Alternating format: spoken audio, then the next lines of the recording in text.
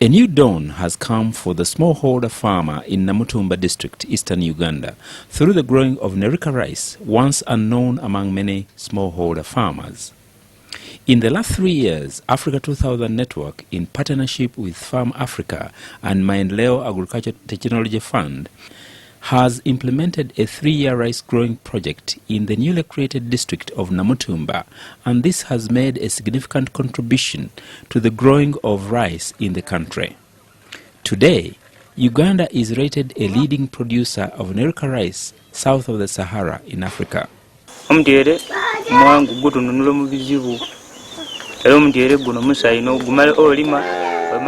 Growing upland rice is good because it bails you out of problems. I got 4 bags during the first season, then 7 bags, and later 3 bags, and I bought a cow. It has helped me educate my children. I started with 1 acre, got 20 bags. I earned 560,000 shillings. Second season, I prepared 2 acres, got 42 bags, and earned 1,200,000. Last season, I prepared 3.5 acres, obtained 44 bags, and was able to build a house. I have been on the rice project over the last 3 years. First season was bad, but second season I sold 300 kilograms of rice and bought a calf at 200,000 shillings. Slowly, the life of the smallholder farmers like these is changing daily as a result of growing Nerica rice. Thanks to Africa 2000 Network, together with Farm Africa and other partners like Fika Seeds, Upland Millers, Afrokai, and Nerds, who conceived the Nerica Rice project, which is beginning to contribute to the transformation of lives of smallholder farmers in the district. Agricultural research has made a significant contribution to this development. I talked to the head of the rice unit in Namlonge. When we tested it across the country, it's the variety that had the most stable yield in different agroecologies. Gives a yield of 4 tons per hectare when all conditions are met. But under farmer management, we have been recording 2.5 tons. This is very good, considering that it's a variety grown under upland conditions. Management is minimal, so a farmer who gets 2.5 tons still gets profit. This kind of yield and profitability of upland rice has contributed to the rice revolution which Uganda is beginning to enjoy. Rice production has increased from 50,000 to 170,000 metric tons per year. This has made the country reduce its rice imports from 60,000 metric tons in 2005 to 35,000 tons in 2007. Saving about $30,000 million in the process and improving food security. Nerica rice growing in Uganda was first launched by His Excellency the President Yoweri Museveni in 2004, and since then the country has not looked back. The Executive Director, Africa 2000 Network, explains why they chose Namutumba district. This is a district that was highly involved in rice production, although there was no upland rice production, and basically we looked at the Nerica 3 variety initially, but later upgraded to Nerica 4. As we conclude this project, we have been able to have reasonable acreages among the participating households of rice, to the extent that in the last season of the project we were able to turn out 2,500 metric tons. There was a lot of encroachment on the wetlands, and there was concern that, well, people want to live, but we also have a concern of conserving the wetlands. So the question was, can we provide an alternative in terms of food, and also taking into account the need for income?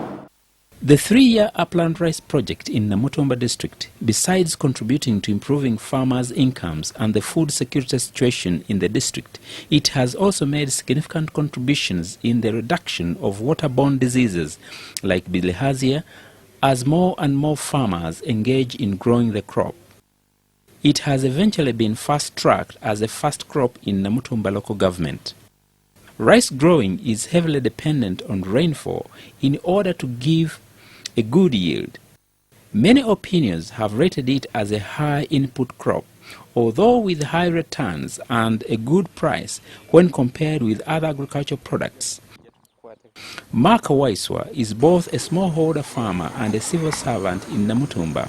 That 1 week late also gave me somehow 1 week late in the rains. So the rain is stopped a week earlier than the rice could actually mature. So it also gave me some less harvest, which was almost 65% compared to what I expected. Timing agriculture seasons by upland rice farmers is one of the important services they will continue to require if they are to get good yields in any of the seasons.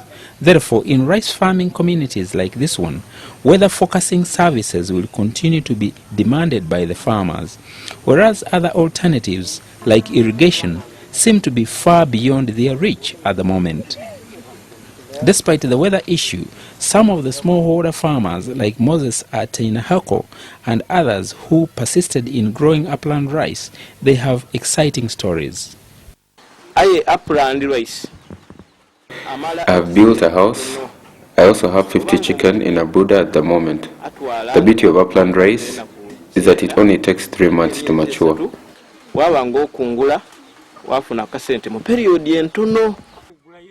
Besides the training, which was a major component in the 3-year project, other features included organizing the farmers into small groups of 30 members per group, and were encouraged to save and borrow amongst themselves. As they moved on, and through further training, they were encouraged to form bigger associations based at sub-county level in order to enable them enjoy economies of scale. We are 32 members. Lately, through further training, we were encouraged to train those within our villages who had lagged behind, and we have now formed a bigger association. We are 111. Over the last 3 years, the rice project has been running. Some of the groups and associations have made major strides ahead. They have strengthened smallholder farmers and the groups within their reach. We serve as a group, but what brought us together is because we got annoyed by these people from Centenary Bank.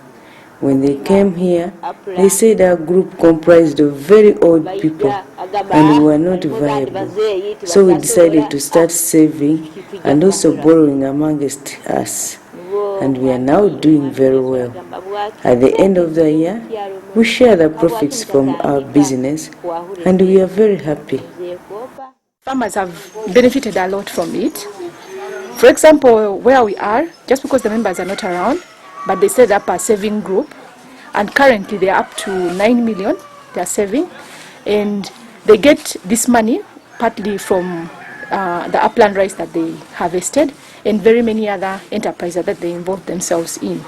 Through savings like these, farmers are getting empowered financially, and slowly they are adopting to a savings culture which is necessary for investment. As they move, they are taking advantage of every opportunity to come up with new innovations in order to improve their farming enterprises. The latest of these is the use of oxen, which enables them to prepare their gardens in time for early planting. Of late, they have fabricated a planting machine which has made it possible to plant an acre in 1 day as compared to a week formerly. We introduced some new innovations where we could use lungs. These lungs, you fold them in a newspaper, like maybe a half a kilo.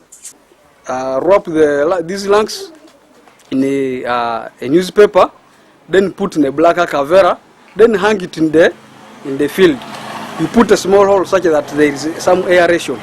So that new innovation, when the smell comes out from that rotten lungs, it acts as a bad scare. Despite the innovations, the farmers have developed their challenges too, facing the smallholder farmer. Later, we were hit by yet another strange weed called striga, which destroyed our crop in the garden.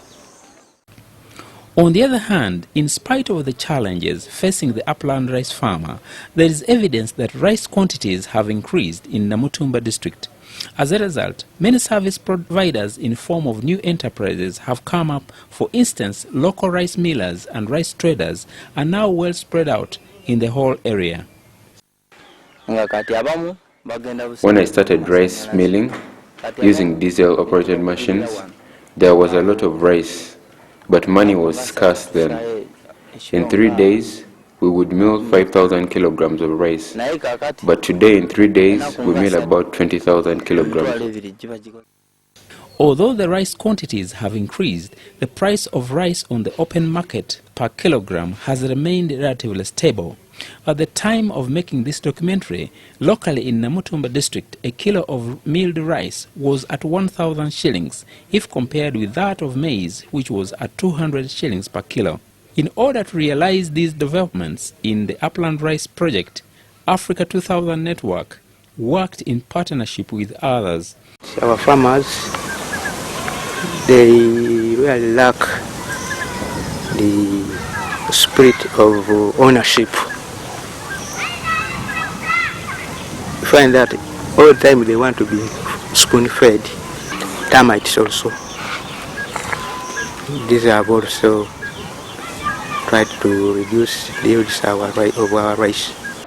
We taught them how to go about it, since it is not going to be planted in water, and the farmers liked it, and I believe there is increased production of this rice in Namutumba district. The farmer gets money from the full rice, that's from 65%, and then from the broken, which is the same, you can still sell it. For example, if the full rice is 1,200, the broken also goes at around 600, and the bran goes at 100, which is not there in the other small machines. And if you can take your husks, you can use them for poultry. Our role we had in that particular project was to organize farmers at a village level, formation of centers for bulking. At the beginning, I think it went on well, except we started encountering some problems. At times they would not keep the rice. Just like in any other business, the rapidly changing environment can hamper many things to happen, and this is what occurred on the marketing side of the Upland Rice Project, whereby the main buyer could not play his role very effectively, and this opened a door for the small rice traders to get in and determine the price. All the same, the price of rice did not fluctuate so much during the period.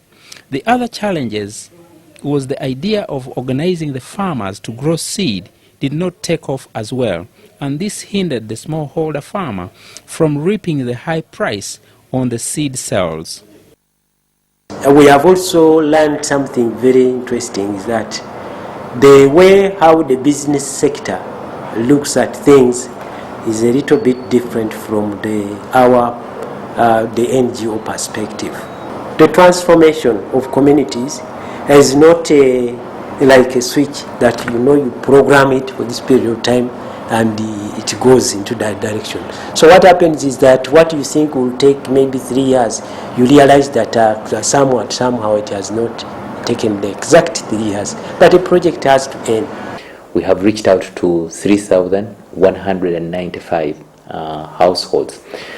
We had targeted that we organize these groups into 5 associations for purposes of bulking and marketing collectively, so that they are able to identify other investment opportunities as associations that would improve on the enterprise development of their member organization groups. We have been able to form 6 associations based at sub-county level. But through the implementation, there are also a number of experiences that we have encountered. The effects of climate change have drastically affected the operations of the project. We missed out a number of seasons. A lot of efforts have been put in to enable the smallholder farmer produce, promote and market his products to the best buyers and with good quality, but still many challenges stand on the way. Many of the smallholder farmers are illiterate, therefore they cannot execute their enterprises as business entities. This is a very big problem. Whenever the rice is ready, they start giving it away in small portions to their visitors without documenting those portions. In the end, they cannot tell if they made a profit in that season. I urge my fellow youth to get involved in upland rice growing.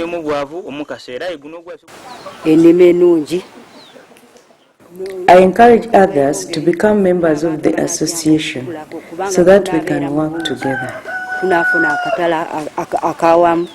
Through the various trainings Africa 2000 Network has provided, the adoption rate among smallholder farmers has improved greatly. No wonder rice per acreage is increasing daily in the project area. Even some areas where people still have access to bigger